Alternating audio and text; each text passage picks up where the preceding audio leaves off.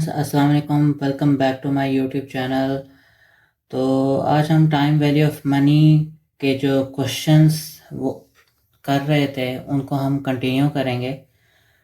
तो आज हम क्वेश्चन नंबर 16 को सॉल्व करेंगे। इस वीडियो को एंड तक देखिएगा क्योंकि आपको एंड में जो आज हम क्वेश्चंस करेंगे उनकी फुली इंशाल्लाह आपको समझ आ जाएगी। तो चलिए क्वेश्चन नंबर 16 चैप्टर नंबर 5 की तरफ चलते हैं। आपके सामने स्क्रीन पर क्वेश्चन आ जाएगा। In exchange for a $20,000 payment today, a well-known company will allow you to choose one of the alternatives shown in the following table. Your opportunity cost is 11%. अब alternatives दिए हुए उन्होंने A, B, C, जिसमें single amount जो है A में हमारे पास 28,500 at the end of 3 years, $54,000 at the end of 9 years and $1,60,000 at the end of 20 years. तो ए में हमें कह रहा है कि ईच अल्टरनेटिव को फाइंड करें, और बी में हमारे पास वो कह रहा है कि अल्टरनेटिव्स जो हैं वो क्या सारे एक्सेप्टेबल हैं या नहीं हैं, और आप और सी में वो कह रहा है which alternative if any will you take. ठीक है, अगर आप कोई सा पीस पे से अल्टरनेटिव लेते हैं तो वो कौन सा होगा। तो जब हम इसको देखते हैं सिंगल अमाउंट को, इसमें लिखा हुआ $28,500 at the end of 3 years, तो आपको पता लग जाता है कि ये हमारे पास फ्यूचर वैल्यू है। ठीक है, तो हम प्रेजेंट वैल्यू को हमें फाइंड करना है। तो चलिए अब हम इसका अल्टरनेटिव ए को हम सॉल्व करते हैं। हमारे पास क्वेश्चन नंबर 16 है जिसका हम ए पहले सॉल्व करेंगे, जिसमें हमारे पास जो फ्यूचर वैल्यू गिवन है वो है $28,500, और अपॉर्चुनिटी कॉस्ट जो है वो हमारे पास 11% है, यानी कि आर हमारे पास 11% है, और नंबर ऑफ ईयर्स हमारे पास 3 हैं। तो चलिए अब इसको सॉल्व करते हैं। बहुत इजी है, हमने प्रेजेंट वैल्यू को फॉर्मूला डालना है। Present value is equal to future value over 1 plus r power n. तो चलिए अब हम इसमें हम वैल्यूज डालते हैं। Present value is equal to future value हमारे पास है 28,500 ओवर 1 प्लस आर हमारे पास 11% है, तो ये जब हम इसको परसेंटेज ख़त्म करेंगे इसकी, तो ये हो जाएगा 0.11, और हमारे पास नंबर ऑफ ईयर्स हैं वो 3 हैं। तो चलें मैं अब इसको टोटल को सॉल्व करके मैं इसका आंसर लिख देता हूँ। आपने क्या करना है, इसको पहले प्लस करेंगे फिर पावर 3 के साथ करेंगे तो इसकी वैल्यू सॉल्व हो जाएगी, फिर आपने इसके साथ डिवाइड कर देना है। तो चलिए मैं डायरेक्ट इसका आंसर लिख रहा हूँ। 20,839.42, ये हमारे पास अल्टरनेटिव ए का आंसर आ गया है।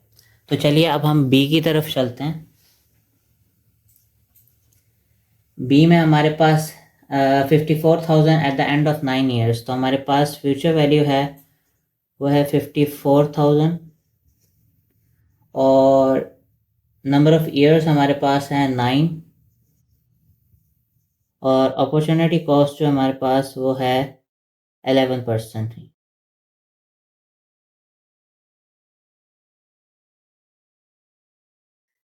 तो चलिए अब हम इसको सॉल्व करते हैं। हमारे पास present value is equal to 54,000 over 1 plus 0.119, और इसका जो हमारे पास आंसर आएगा इसको सॉल्व करने के बाद वो आएगा 21,110। ठीक है, अब हम सी की तरफ चलते हैं। सी हमारे पास है 1,60,000, हमारे पास जो फ्यूचर वैल्यू होगी वो है 1,60,000 at the end of 20 years. तो नंबर ऑफ ईयर्स हमारे पास 20 हैं और आर हमारे पास है 11%। तो चलिए अब हम इसको सॉल्व करते हैं। प्रेजेंट वैल्यू फॉर्मूला आपको पता है, मैं डायरेक्ट वैल्यूज पुट कर दूंगा। 1,60,000 1 प्लस 0.11 पावर हमारे पास है 20। तो जब हम इसको सॉल्व करेंगे हमारे पास आंसर आ जाएगा इसका 19,845। तो चलिए अब हम इसके पार्ट बी की तरफ चलते हैं। उसने कहा है are all the alternatives acceptable that is worth $20,000 today. तो हमारे पास ऑल नहीं, तो इसका हम आंसर लिखेंगे नो, क्योंकि हमारे पास जो पार्ट ए जो हमने सॉल्व किया था उसमें हमारे पास 20,000 ये अबव है, ठीक है। हमने पार्ट बी किया था 21,000, ये भी 20,000 से अबव है। लेकिन जो सी है ये 20,000 से बिलो है, तो ये हमारे पास नॉट एक्सेप्टेबल होगा। तो हमारे इसका जो आंसर होगा वो होगा नो, ठीक है। अच्छा, फिर हम उसके पार्ट सी की तरफ चलते हैं। Which alternative if any will you take. तो बेस्ट ऑप्शन जो हमारे पास होगा वो हमारे पास बी होगा, क्योंकि सबसे ज़्यादा प्रेजेंट वैल्यू इसकी है 21,110। इसको भी अगर आप एक्सेप्ट कर सकते हैं, लेकिन उससे बेस्ट ऑप्शन, ज़्यादा बेस्ट ऑप्शन बी है। ये तो हमारे पास वैसे ही एक्सेप्टेबल नहीं है, क्योंकि 20,000 से वैसे ही नीचे है। तो चलिए आप इसको नोट कर लें, फिर हम नेक्स्ट क्वेश्चन की तरफ चलते हैं। अब हम क्वेश्चन नंबर 17 को सॉल्व करेंगे। अच्छा, क्वेश्चन नंबर 17 में हमारे पास है Tom Alexander has an opportunity to purchase any of the investment shown in the following table. The purchase price, the amount of the single cash inflow, and its year of receipt are given for each investment. Which purchase recommendations would you make, assuming that Tom can earn 10% on his investment? अब हमें investment दी हुई है, price दी हुई है, single cash inflow दिया हुआ है और ईयर्स ऑफ रिसीट दिया हुआ है। प्राइस हमारे पास जो है कि जो हम परचेज कर रहे हैं, ठीक है, और हमारे पास जो सिंगल कैश इनफ्लोज हैं ये बेसिकली हमारे पास फ्यूचर वैल्यूज़ हैं।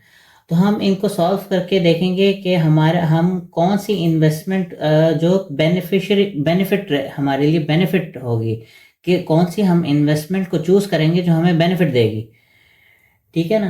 तो चलें अब हम क्वेश्चन की तरफ चलते हैं। तो क्वेश्चन में हमारे पास सबसे पहले हम ए को हम सॉल्व करते हैं। क्वेश्चन हमारे पास है 17।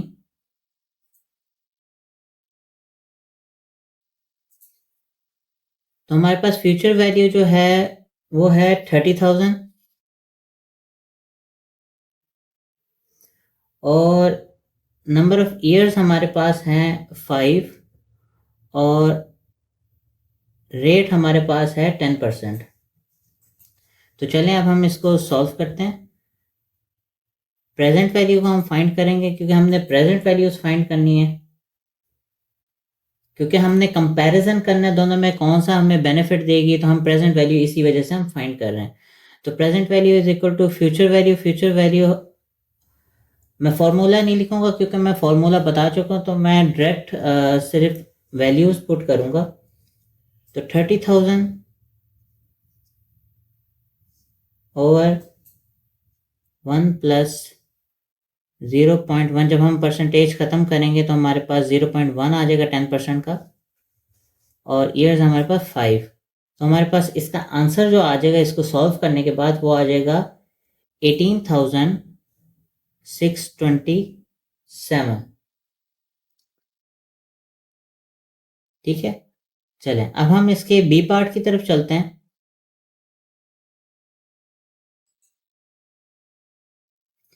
बी पार्ट में हमारे पास जो फ्यूचर वैल्यू है वो हमें गिवन है 3,000। नंबर ऑफ ईयर्स जो हमें गिवन है वो है 20 और इंटरेस्ट रेट है 10%। तो चलिए अब हम वैल्यूज पुट करते हैं। Present value is equal to 3,000 over 1 plus 0.1% जब हम ख़त्म करेंगे तो 0.1 हो जाएगा और हमारे पास नंबर ऑफ़ ईयर्स हैं 20। तो हमारे पास इसकी जो वैल्यू है वो आ जाएगी 445। 445.96 इस तरीके से वैल्यू बनती है। आप 446 भी इसको लिख सकते हैं। चलें अब हम इसके पार्ट सी की तरफ चलते हैं। तो केस सी जो हमारे पास है उसमें हमें फ्यूचर वैल्यू जो है हमारे पास वो है 10,000। नंबर ऑफ ईयर्स हमारे पास हैं 10 और इंटरेस्ट रेट हमारे पास है 10%। तो चलिए अब हम इसको पुट करते हैं और देखते हैं इसका क्या रिजल्ट आता है। Present value is equal to future value 10,000 1 plus 0.1 और हमारे पास पावर 10। तो हमारे पास इसका आंसर आ जाएगा 3,855।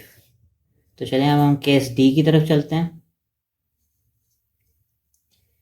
केस डी जो हमारे पास है उसमें हमें गिवन है 15,000 हमारे पास फ्यूचर वैल्यू गिवन है।